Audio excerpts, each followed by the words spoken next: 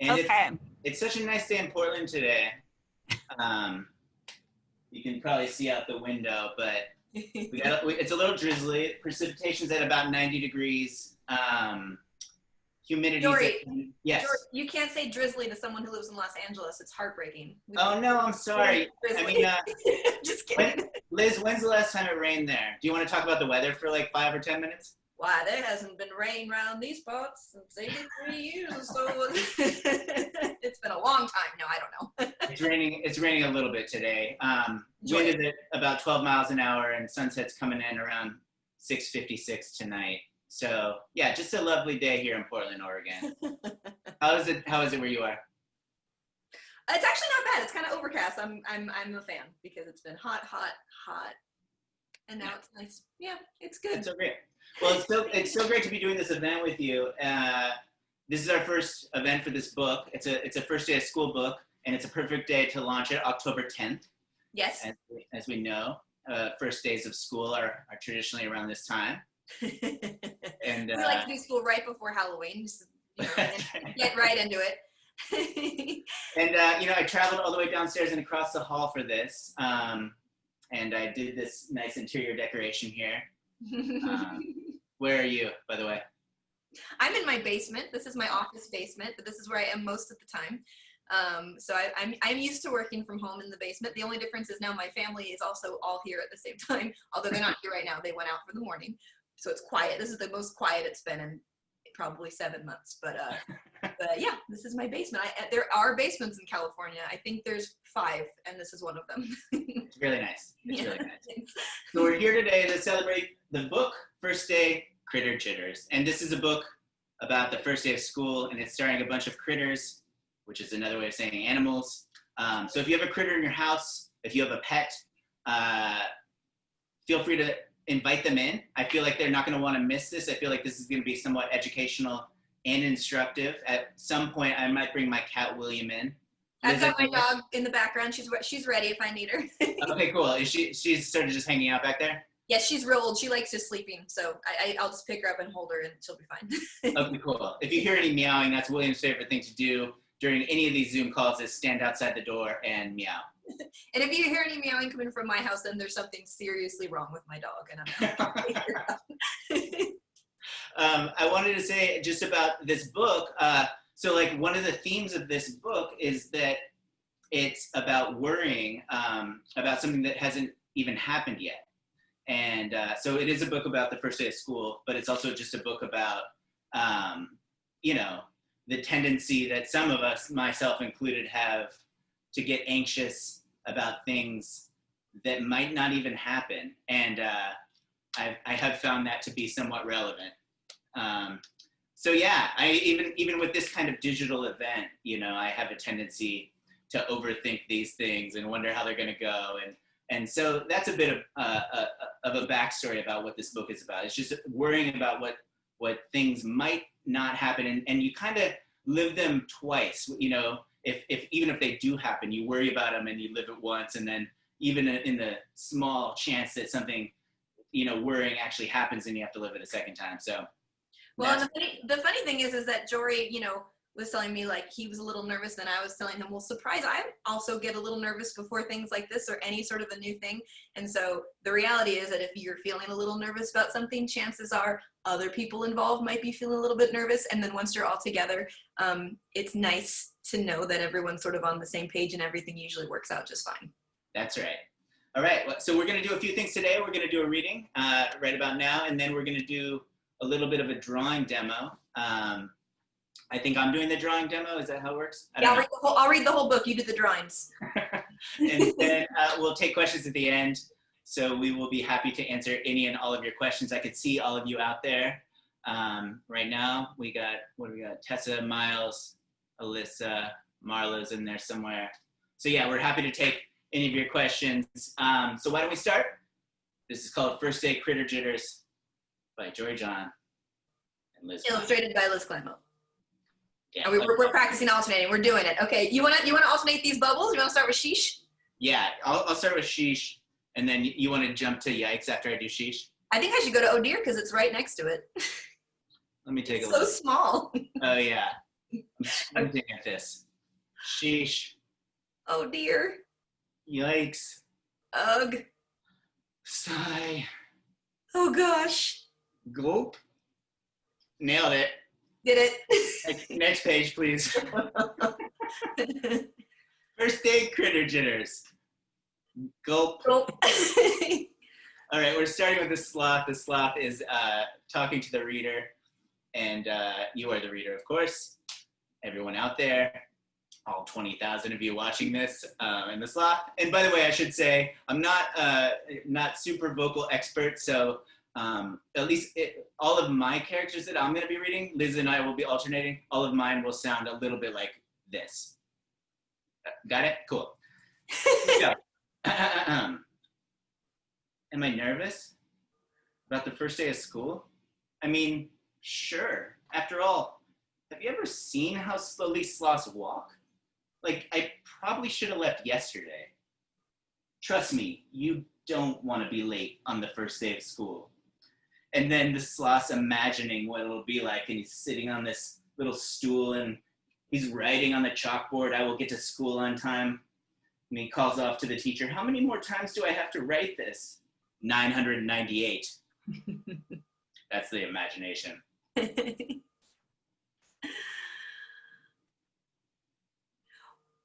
Why am I pacing back and forth? I'll tell you why. I literally spent all of last night and this morning trying to get a backpack onto my body. Guess what? It didn't work, dude.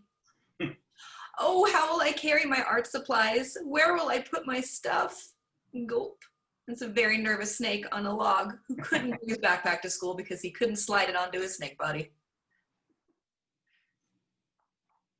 Why am I so anxious?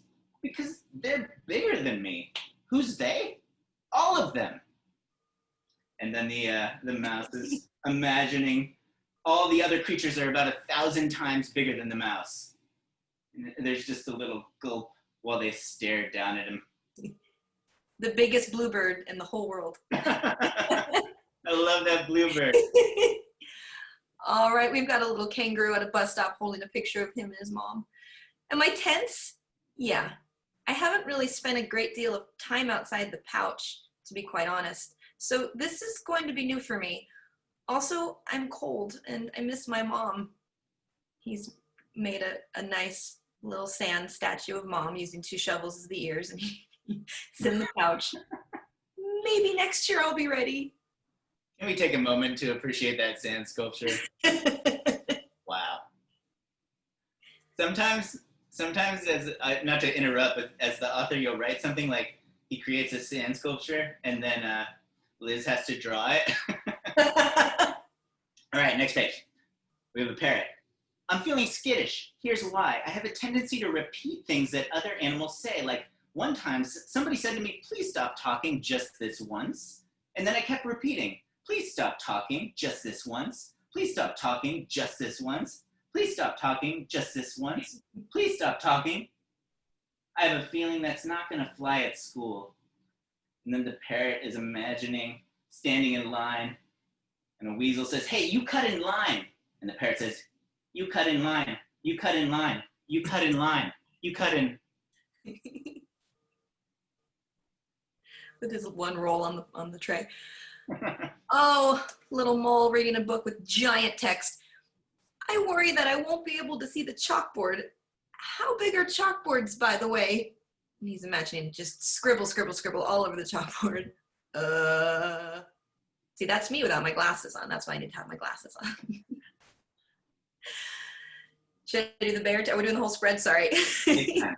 Okay. Me? Well, as you can see, I'm not coming out. Can't I just dream about school instead? Probably most relatable for me. Stay in bed. We have a bunny hopping on the way to school. I have a lot of energy, like a lot of energy. So what if I'm in class and I want to hop around, but I have to sit still instead? I just have so much energy. And the imagination scene, hopping around, hop, hop, hop, papers flying everywhere. We hear a teacher saying, time out.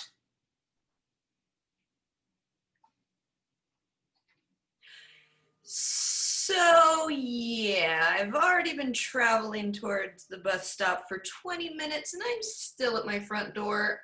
I should really learn how to ride a bike. Sheesh. Bye-bye, backpack. Bye-bye, lunch. Bye-bye, art supplies. Poor snake without his backpack. Bear's tired. I'm exhausted. Aren't I supposed to be hibernating right now? Can't stop hopping, so much energy. Can't stop hopping, so much energy. Can't stop hopping, so much. My eyelids won't stop closing. I'm almost to the sidewalk. I can do this. Just a few more blocks to go. Yes, feel the burn. Right now, my mom and I would be reading a book together and drinking hot chocolate with marshmallows. Do buses have hot chocolate? That's a lot of text. Excellent reading. Thanks. I think I have one with a lot of text too. Not yet. Sigh. And now they're on the bus. Sigh. And now they're all sitting on their individual logs in class. Sigh. Swing. Nope. Something's rolling into class. What is this? Excuse me? Do you know what that rock is doing up there?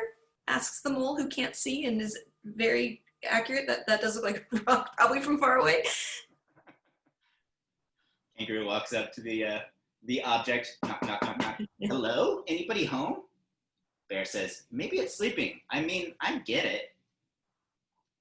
And then a head peeks out of the object. Oh, yes. Good morning, everybody. I'm your teacher, Mr. Sherwood.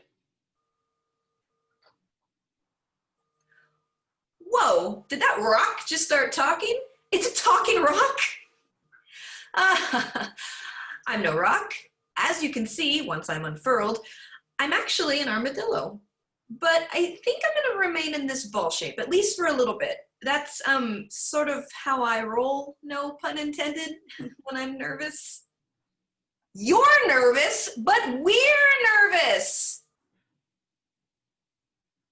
Well, yes, I feel a bit silly about this, but I have plenty to be nervous about. The truth is, I'm rather forgetful. What if I can't remember all of your names? What if I forget the last thing I said? What if I can't recall where I put the chalk? And they each say, hmm.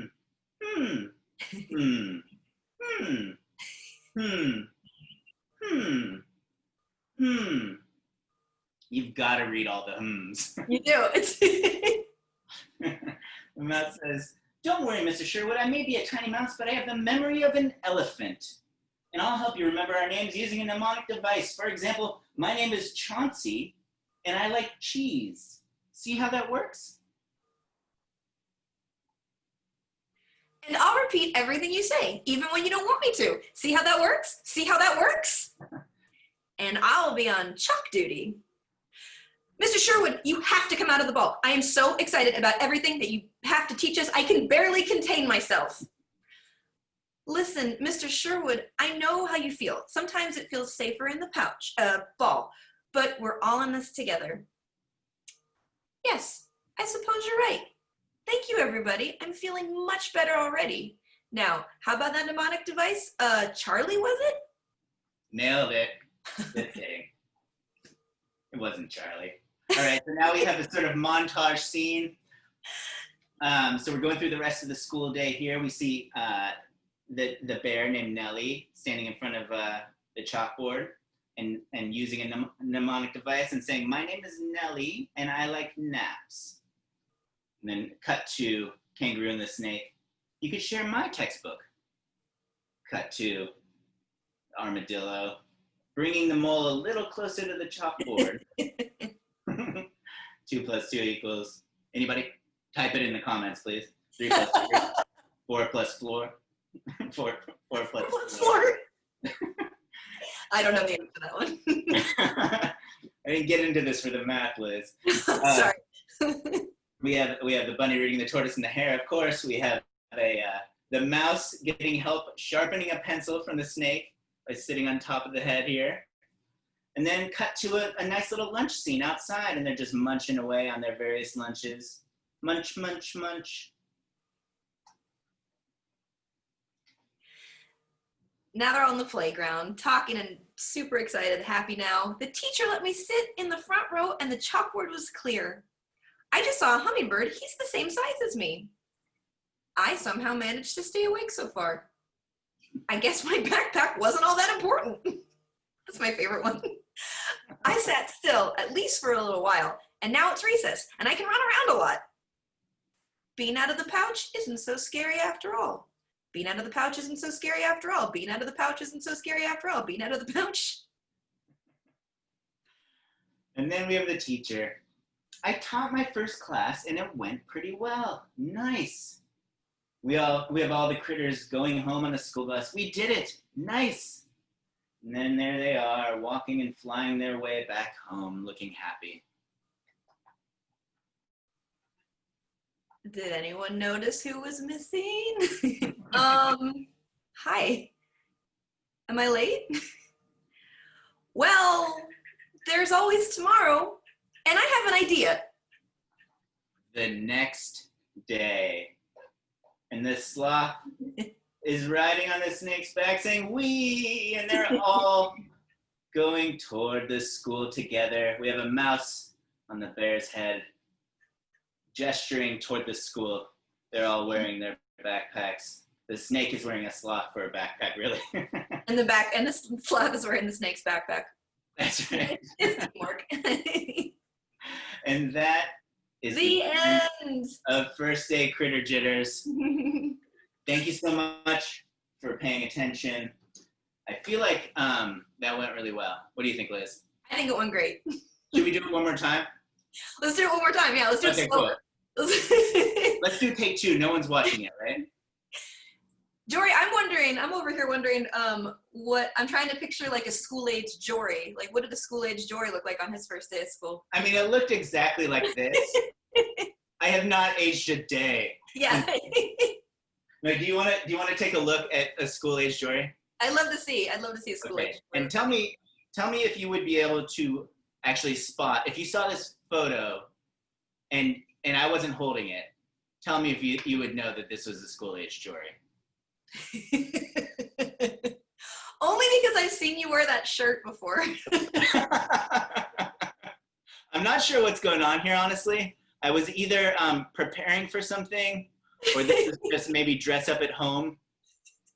It's because there's nothing really to show scale in the background. I actually imagine you being really, really, really small, and that's actually like a paper plate that has a hole cut in it that you just put over your head and then fold it in half and then put a bow on. I would love to see a school-age Liz. Do you have any examples of that? I sure do. So I believe this is I think I'm starting second grade here.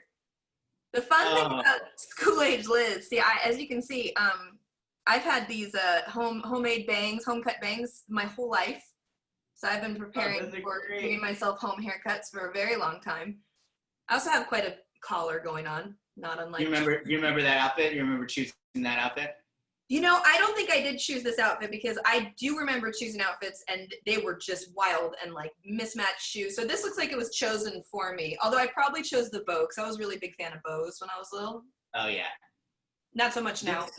Did school-age Liz relate to any of the characters in our book? Like, if you could choose one of the characters that school-age Liz was most like out of the book that we just read? It was, I'd say the kangaroo. Because I was the kid that was like, that was the annoying kid that you'd invite over to a sleepover and I'd want to go home at midnight because I missed my mom.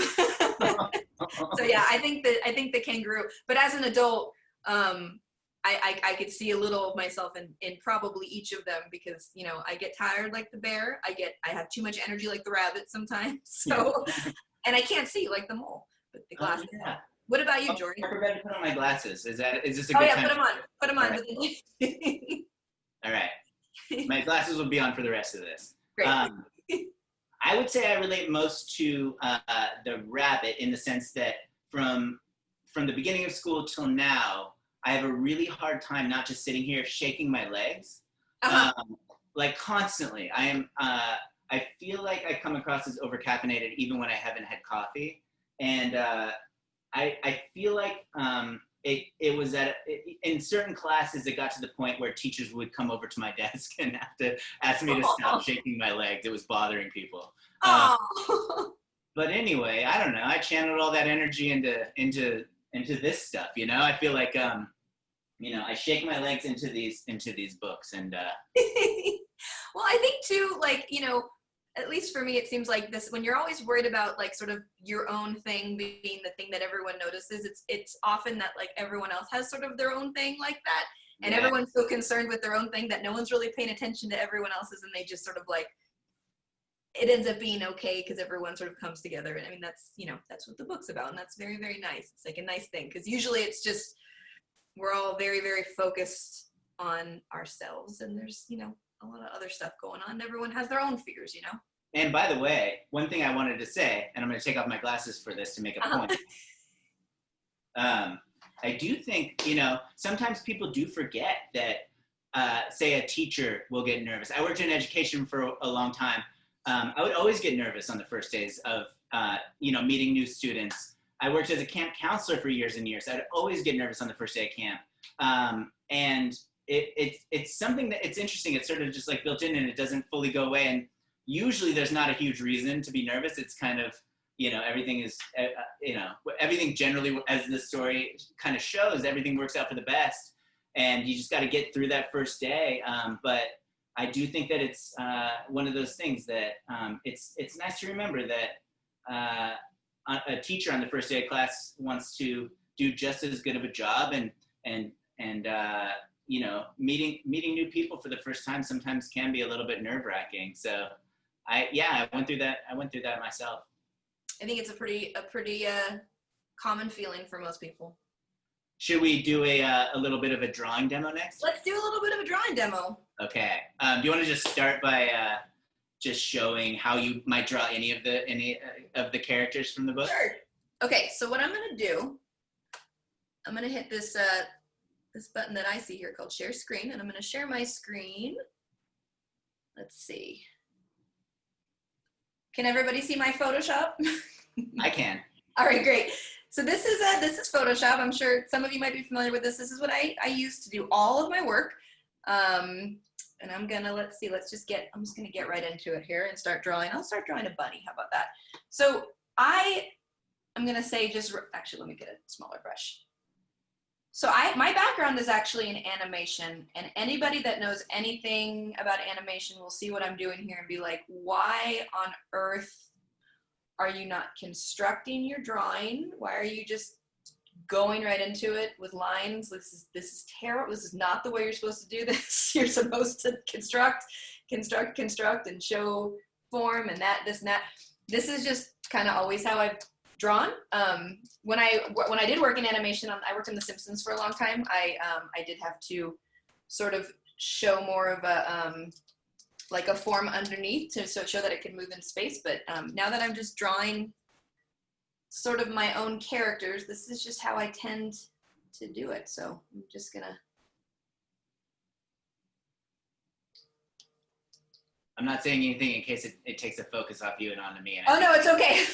Also, I have to remind myself, because this is what I do when I'm drawing. I do a lot of this, and then I'm like, people are actually watching me do this, so I'm going to try really hard not to do that. The reason I do it is because my eyes aren't great, and so I have to zoom in usually to sort of see the line and make sure the line's clean, but I'm going to try not to do that so you can actually sort of see what I'm doing and it doesn't drive everybody crazy. So what do you like to start with when you draw? Is it the face? Usually the face. The face is usually, and I tend to like drawing things pointed that way. I think maybe because I'm left-handed. And then I'll show you sort of what I mean by constructing. So let's say I'm drawing something facing the other way, and I'm a little less confident about what I'm drawing. I would probably do something a little rougher, like maybe something like this. So I don't have to worry about the lines being just right. And I can go a little faster. And I just use shapes. And then and this is, if I'm doing a book, or something that it's gonna, I have some time to get it done. I usually do it rougher like this, and then I'll do a few different versions until I get it just right. Then I can make it lighter, and then I can just go right over it. Oops. With a cleaner line, if it lets me. What's going on? There we go. Neat. Yeah. So I never learned, I went to art school, but I never learned how to use Photoshop. I never learned how to use computers pretty much at all. And when I started working on The Simpsons, and I think it was 2004, we still drew on paper, and we made the shift to using computers, probably like my second year there, and that's when I learned how to use Photoshop. And it's probably kind of, I guess you probably can't tell, but what I'm doing is I actually have, if you can see my picture on the screen, this is a stylus. It's like a pen basically that I use to draw right onto the monitor. And the monitor that I use is called a Cintiq, and it's touch sensitive. And so it's pretty much just like drawing onto your computer screen with a Sharpie, although I don't recommend doing that, but that's kind of what it feels like. So I'm not using a mouse or anything. I just use this pen, and there we go. And then I would get rid of the under drawing. But yeah, I'm much more comfortable drawing facing that way. Oh, that's so great. Round of applause, everyone. Thanks. I'm assuming everyone is clapping. I'm told 40,000 people are watching. It's like a stadium, really, you know? Did little Liz from the photo, were you drawing a lot in class? Were you Oh yeah, yes. I've been drawing my whole life, and during class, you know, all my notebooks and stuff had drawings all over them. And I have a 7-year-old daughter, and she's doing the exact same thing. And it's, you know, I want to make sure she's paying attention, especially because, you know, teachers have such a hard job right now. I want to make sure that she's, you know, making it her teacher's life as easy as possible. But I also relate to her drawing all the way through class, because that's what I would do too. Oh, that's so great. So, yeah. And she likes to draw too? She loves drawing. She does a lot. My husband Colin is also an artist, so we do a lot of drawing in this house. So it's just kind of the way it is. There we go. By the way, speaking of The Simpsons, just out of curiosity, and speaking of the jitters, I imagine first day on the job there, that must be like a little bit daunting. What was that like, just sort of going into a show like that at that point? So my first day of work, I started working there on my 23rd birthday. I was very young, and I was really nervous because I had just basically flunked out of art school. Like I didn't get into the art program at my school, and so I was feeling pretty down. But I happened to apply to The Simpsons at a time where they were looking for people, and they hired me. And so my first day of work, I was very nervous because I had a bunch of like Simpsons stickers on my car, and I was just a huge fan of the show, and I always have been. And so I was like, oh no, they're gonna be so cool, and you know, think I'm such a nerd because I'm such a fangirl. I have all this Simpsons memorabilia. And then I walked in, and everyone was like that. Everyone was a fan of the show. Everyone had Simpsons cutouts at their desk, or you know, sweatshirts, and everyone was there because they loved cartoons, and I was not alone. That was what everybody else, you know, much like first day Critter Jitters, everybody else was like sort of in the same boat, and everyone was nervous on their first day, and then they realized that we're all very similar people. But then I realized that I actually had to figure out how to do the job, and that was another thing altogether because I had never animated before in my entire life. So I remember I sat down at my desk, and that was back again when we were using paper, and so we used what's called a light table, which was, you know, you switch a light on at the bottom, and then there's a light that comes out, and you can see through the pages. So when you're flipping the pages and animating, you can actually see what you're doing. And I like walked to my desk, and I turned the light on, and I was like, oh, there's a light in this desk. And my cube mate was like, how did you get hired? Like, what are you doing here? But luckily I knew how to, I could draw The Simpsons just well enough because I'd been doing it in front of the TV for so long. I'd just been sitting in front of the TV and drawing The Simpsons for such a long time. And I worked extremely hard and stayed there most weekends and just really, really tried to prove that I, wanted to be there. And so eventually they didn't fire me and I got to stay. And did you find the transition from going from animation to picture books and comics and illustration, was that a pretty smooth process for you? Because you were doing comics throughout your time as an animator, right? Yeah, I'd say that I'm much more like illustrating, and comics are more just I'm more comfortable drawing this way, and so it felt more natural to me sort of transitioning into comics or into children's books than it did for me to get into animation in the first place. But it was nice having that foundation of animation because it taught me a lot about composition and acting, even though my drawings are so simple, but there are little subtle things that I like to try and keep in mind when I'm doing acting stuff. And I learned all that sort of from animation. So, but it feels, I feel more comfortable doing illustration work. That's for sure. Nice. Yeah. Well, look at that. Here's a little scene.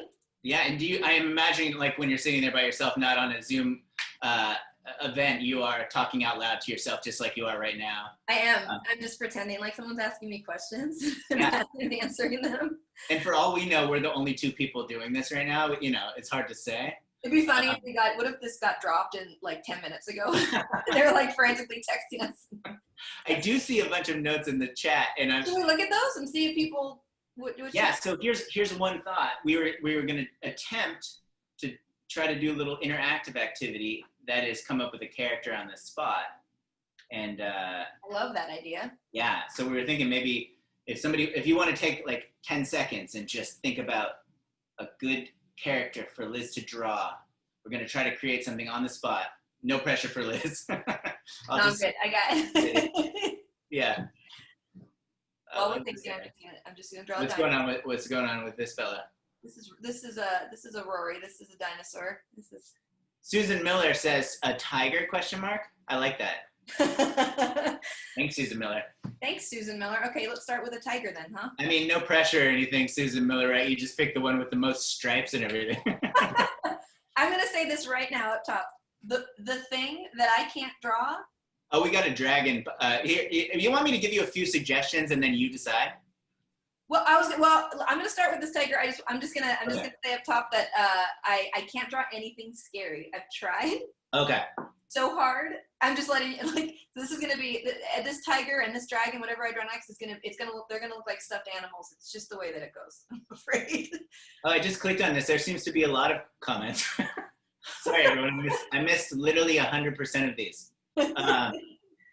Kathleen says 4-year-old Emma suggested to draw a unicorn. I know a 4-year-old Emma. I wonder if it's the same 4-year-old Emma. Katie says suggests a mouse.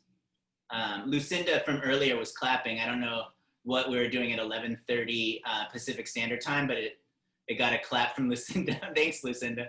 Let me check my minutes. Tessa wants to know if either of us had a friend in school who helped us, like these critters helped each other out. Oh, that's a nice question. Tessa, you know what? I'm just gonna say I had a really I had sort of a hard time in school. In high school in particular, I had sort of a hard time.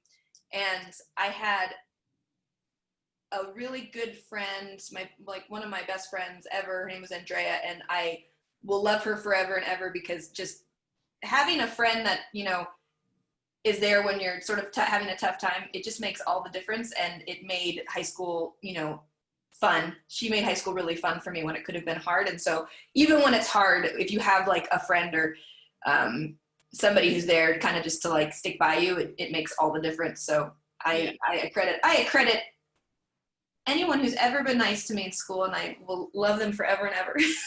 I want to give a special shout out to Nathan Bergner of South Lake Tahoe. I moved up there in about the 5th grade. So not only was it a first day of Critter sort of experience, but it was a new kid in school experience. New kid, new school, new town. And Nathan sort of welcomed me into the fold, introduced me to his friends, and I became sort of a 6th Beatle in his maybe 5th. they would take me on trips. It was a really, really generous thing, and I just happened to be drinking out of his restaurant Ernie's mug right here. So if Nathan's watching, if you happen to be in South Lake Tahoe, visit Ernie's. They do a wonderful job. Say Jory sent you. I think that might get you 100% off. We used to go to South Lake Tahoe every summer and stay at a place called Lakeland Village. Oh yeah. Yeah, I mean, you know what? How long has Ernie's been around? Because maybe we went. I think it's been around for, I want to say, like 300 years. Oh yeah, that's too new. I'm kidding. We have some more suggestions here. Gabrielle is asking for a unicorn, please. That Erica says that. Working on a little. Oops. Kathleen Ortiz says 5-year-old Michael said 15 dragons. Kathleen is really helping you out, huh? Hi, Kathleen. Right. Okay. So right now, since we got a couple unicorn, this is a teeny tiny unicorn having a little chat with a tiger. I just noticed you were drawing. This is great. Oh, you. I thought we were still taking suggestions. Oh, I just went for it. I'm just going for it. This is great. And then we have Katie Jeffrey says a dolphin, which is a lovely suggestion as well. Oh, who doesn't love a dolphin? Dolphins are great. So as you can see, I like drawing things sitting down for some reason. I just realized this very moment. Here's we see this in nature quite a bit, a unicorn and a tiger sitting down together having a chat. Oh, we got a bunch of other questions too. Wow. So this is the first time I've done one of these events. So I guess as it happens, you just have to click on different tabs. And then what appears is like 30 questions from people that have been asking them for the last half an hour. If you want, we can maybe, I can just keep on drawing if we can answer questions like as we go. I'm totally fine with that. Love that. By the way, do you learn something about yourself or your process whenever you take on a new picture book? Yeah, so I'm definitely, like, I feel like because, with doing animation, I was what was called a character artist. And so like, I'm used to just drawing the characters. So one thing I'm really sort of trying to get more comfortable with as I do more and more picture books are backgrounds. Cause I'm not used to doing backgrounds. I'm not used to doing like the whole technically like, an illustration is just start to finish the background, the foreground, the characters, everything else. And so I'm trying to get better at like, if you've seen my comics, it's just the characters in a blank background. And so I'm trying to do more, stuff in the background, trees and sky and figuring out color and all that stuff. So with every book, I feel like I learn a little bit more. And, with other picture books and other illustrators, I learn so much from them because I'm, so in awe of just the great work that so many of them do. And so definitely. Nice. We have a question from Judith. Judith wonders, have you both collaborated on any other books? Judith asks a very good question. We actually have done one other book together entitled, Can Somebody Please Scratch My Back? And that one came out a couple years ago. And, I was a fan of Liz's work from the moment I saw it. And, we had exchanged a couple emails about working together. And then, I don't know if you remember this, Liz, but we were seated next to each other at this conference in LA. Oh. And it was just like, it was cool because I feel like we had maybe like, tweeted admiration or something at some point. And yeah, it was just sort of like a Twitter friendship or whatever. And then all of a sudden we had a booth next to each other at this event in LA. And I remember, I feel like it was one of those events where not a lot of people came up to our booth, so there was just plenty of time to talk about like collaborations and stuff. Yeah, and, I was a really big fan of yours, and I in particular I had your book All My Friends Are Dead on our nightstand, and so when I saw that, I think we talked on Twitter first, and I was really excited. I was like, oh my gosh, that's Jory's talking to me. And then we met at the conference, and it was just like it was kind of a quiet evening, and we ended up just like you and me and somebody else. We ended up talking for a while, and it was super fun. Also, I'm going to say just really quick, anyone who's watching me do this who knows how to use Photoshop and you're wondering why I'm coloring this in like a child colors in a coloring book rather than actually like doing any shortcut, I just like to make things harder on myself. I like coloring. I like every time my husband walks by my screen and I'm coloring, he's like, why are you doing that? I'm like, just let me do this is how I like to do it. Really quick, let's see. So this is for Michael, okay? Wow. Wait. Okay. 1, 2, 3, 4, 5, 6, 7, 8, 9, 10, 11, 12, 13, 14, 15 dragons. Wow. Yeah, do you know some shortcuts? Oh my gosh. There we go. That is amazing. I mean, some people might say Michael asked for a little bit too much, but I think that this is perfect. Like, I think you know what? I think it's good in life. Sometimes it's okay to ask for too much. That's a really good point. And this actually seems like a pretty good start to a new picture book. Yeah, let's 15 dragons. People in the comment section, should we just write one? Anybody? No? By the way, 17-year-old Amanda, who will be 18 years old tomorrow. Happy birthday, Amanda. Happy birthday, Amanda. Amanda would love to see a moose drawing. Ooh, a moose? Okay, I'm going to do a dolphin first because I remember there was a dolphin and then I will do a moose. I don't know. I'm sure I've ever drawn a moose. I mean, I must have drawn one at some point. It seems like a great time to start. I think so. In front of, how many? 40,000? I think they said 40,000 people are watching, yeah. This is actually, I'm drawing this. I used to be on a swim team called the Laurelwood Dolphins, and this is how I would always draw the dolphin for like, you know, whenever I would do like, if I did like a shirt or something for the team. And so I'm going I've just reverted right back into, you know, 15-year-old Liz drawing a dolphin. This is how I would draw it. There it is. There's another question. Uyen would like to know, where is your inspiration to create kids' stories? That's a great question. That is a good question. You know what I really like to do? Regarding like just the process of coming up with a new idea, I just love to get really caffeinated. I don't know if I'm supposed to be advocating for caffeine. I like to drink a bunch of water. Sponsored by caffeine. Yeah. Sponsored by caffeine. You can drink a coffee here. But you know what I love to do? And this is true.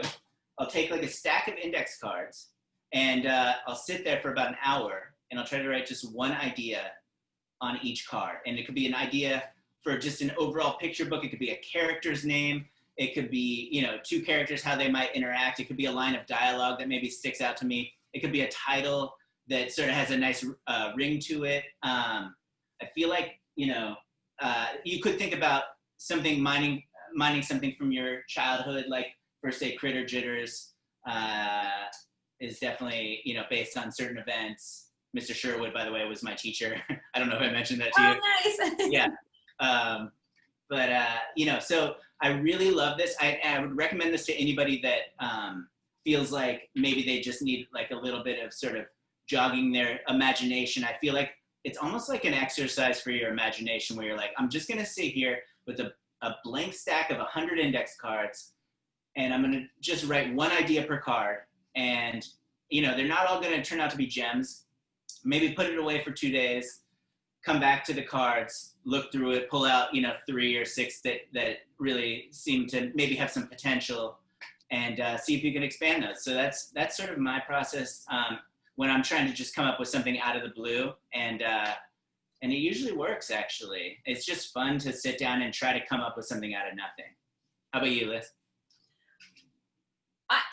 I'm sort of learning a little bit more because I don't really have a background in writing. I mostly like write punchlines, which is, you know, for my comics, it's mostly I just try to cut right to a joke, and everything I do, whether it's writing or drawing, is always really simple. So I'm trying to get better at building a story. And one thing that I found that helps, and this I'm really going to show my colors here because I am kind of a nerd, is that I love Dungeons and Dragons, and that is actually a really helpful way. I had a couple campaigns that we were doing before quarantine, and now we're not doing them right now because we can't meet in person, but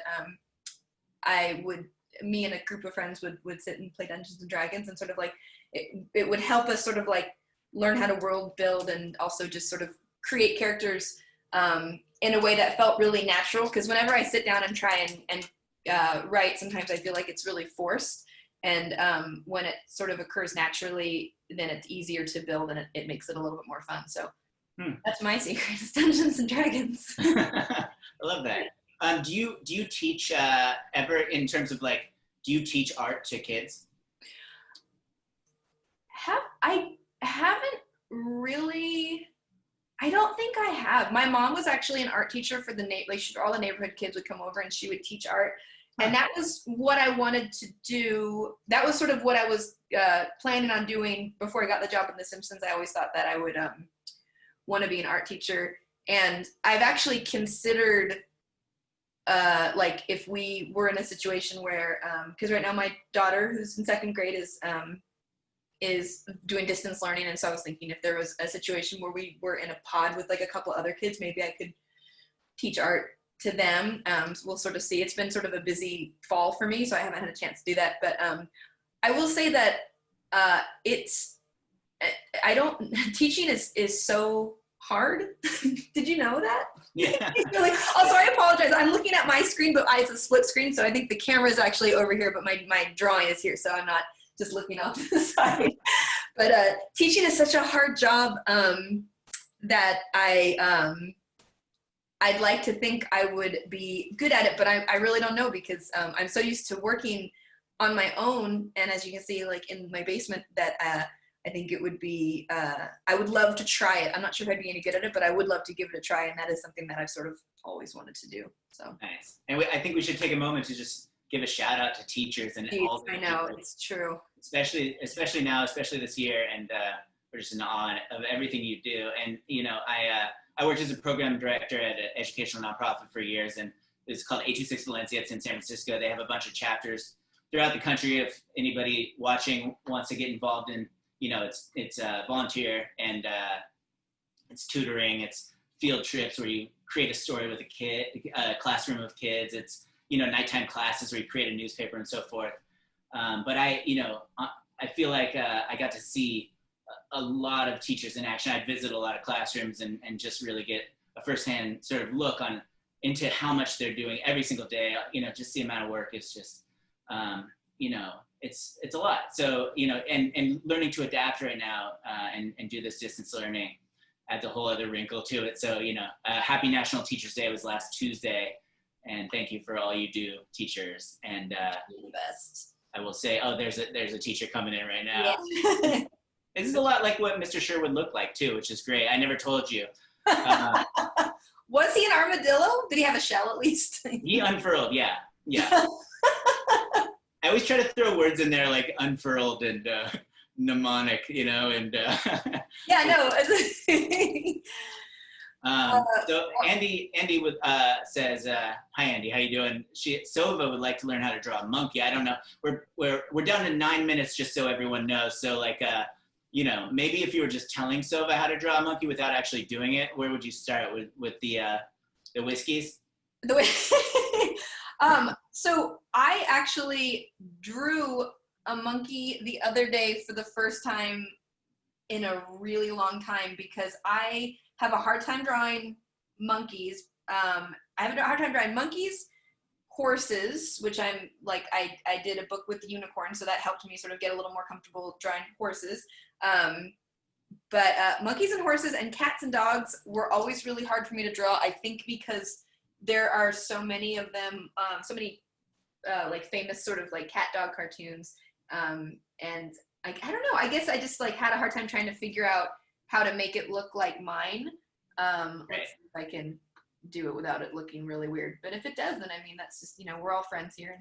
And by the way, we should say, in addition to that is, First Day Critter Jitters, we are working with our wonderful editor, Kate, who I think is watching, and Lizzie, our publicist, who's amazing. And we are working on a sequel to this book. I don't know how much we're allowed to say. It's about some more jitters. Yeah, it stars a lot of the same characters, and it stars some new ones too. And I think you're gonna get a kick out of it. I certainly am. I can't draw monkeys. I can't figure it out. Look, what is this? Yeah, Sova really threw you for a loop there. Thanks, Sova. I know. Thanks, Andy. She got it. Look, it's okay. So what it is, it's like the bottom is a cat, the top is a pig and a skunk. Here we go. This is how you draw a monkey. Draw a long tail like this. That's so interesting. So it's a cat, pig, and skunk, and that's how you create a monkey. Yes, the secret is to give it a tail because monkeys have tails, and like a chimpanzee or an ape does not have a tail. So that's how you can tell. That's how you can tell it's a monkey. Let's hide this drawing forever. I love that. That is so great. Do you have any final thoughts on all of this? I mean, your drawings are amazing. I think that 15 unicorn thing might be the beginning of something great. It's a dragon one, yeah. I mean, or not 15 unicorn, 15 dragons, right? I'd wear like sweats that had this, I think, just like the prints. Oh yeah. So you're gonna get into the sweatpant industry next during this time? The sweatpant industry should sponsor me, that's for sure, because that's all I wear. Yeah. Yeah, no one can see this, but I'm actually wearing shoes for the first time since I think it's March. Yeah, weird, right? Yeah, so we only have a few more minutes. Any other final questions, or let's take one more look. Thank you. That's very nice of you to say thank you. Oh, here we go.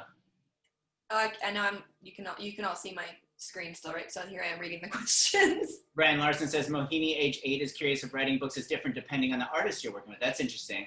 I mean, I feel like, actually, speaking of idea time and coming up with ideas and stuff, if you're interested in writing picture books and you want to do the writing part and you're thinking of an illustrator, I actually think it's really fun to go through, that illustrator's catalog and really get into the mindset of what they do. And even just looking at one drawing that they do is really helpful for me to start thinking about like what would be, the perfect sort of book or vehicle for this particular artist. So yeah, I do think that there is something where, yeah, if you're really mindful, you can, and fortunately, I think I've gotten to that point where it's neat to be able to like, try to create a dream project with Liz and be able to send it to her and stuff. When you're first starting out, I feel like sometimes you'll write something, send it to your agent or your editor, and they'll, think about maybe the right artist for that project and so forth. But I think it's really inspiring actually to look at an artist's catalog and try to write something for them. And this was absolutely, if you haven't noticed, absolutely written for Liz.